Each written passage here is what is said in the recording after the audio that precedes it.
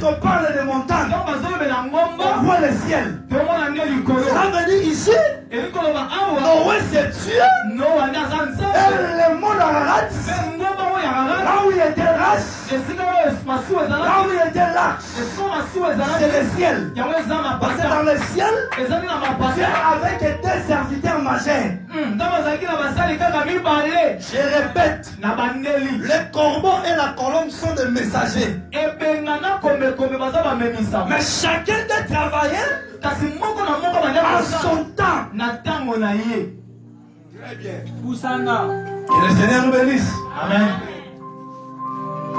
Il commence par les corbeaux. Qui est le corbeau? Et pourquoi les corbeaux? Je ne parle pas des corbeaux que vous voyez comme ça. Je dis que les corbeaux et la colombe sont des messagers. Comme des messagers, je vais expliquer les deux messagers. Le premier messager, c'est le corbeau.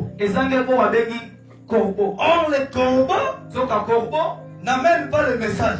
Mais il amène des choses. Il amène le pain et la viande. Parce que le corbeau, c'est aussi une nourrice. Mais pas la colombe. Que le Seigneur nous bénisse. Donc les corbeaux, il est parti pour du monde. Il n'est pas retourné dans l'arche. C'est le frère Moïse. Vous n'avez pas compris. Donc, Moïse est déjà parti. Mais jusqu'à présent, la loi est là. On reconnaît que des messagers parlent le message. Parce que dans la Bible, il n'y a que des prophètes majeurs. Les corbeaux que je parle ici, c'est un prophète. La colombe aussi, c'est un prophète. Mais chacun a travaillé dans son tour. Le frère Paul dit, si quelqu'un prophétise, l'autre attend son tour.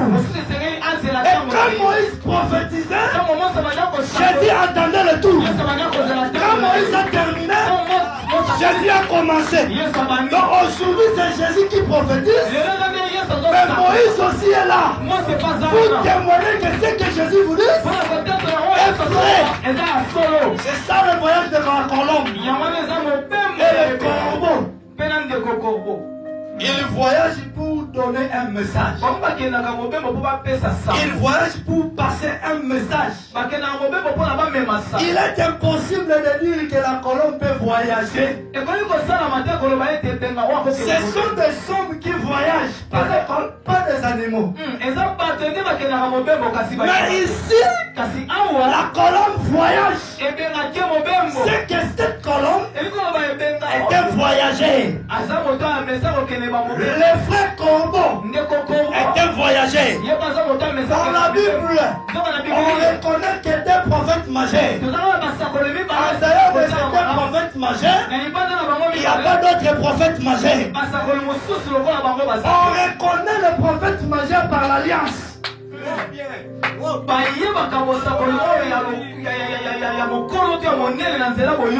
reconnaît que celui-ci c'est un prophète majeur.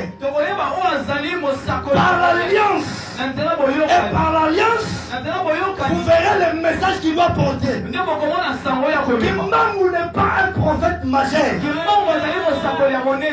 Branham n'est pas un prophète majeur. Tata Konda n'est pas un prophète majeur. Mahomet n'est pas un prophète majeur. Sont tous des prophètes. Mais pas des prophètes majeurs. Dans la Bible, il n'y a que des prophètes majeurs. Parce que les prophètes majeurs ont amené des alliances. La première alliance a été portée par le frère Moïse. Dans Jean chapitre 1 verset 17. Le deuxième alliance est venue par Jésus. C'est pourquoi dans Jean chapitre 1 17 on dit la loi est donnée par Moïse, mais la grâce et la vérité sont venues par qui? C'est pas alliance qu'on reconnaît que celui-ci c'est un prophète majeur. Même moi qui vous prêche, je suis seulement comme prophète.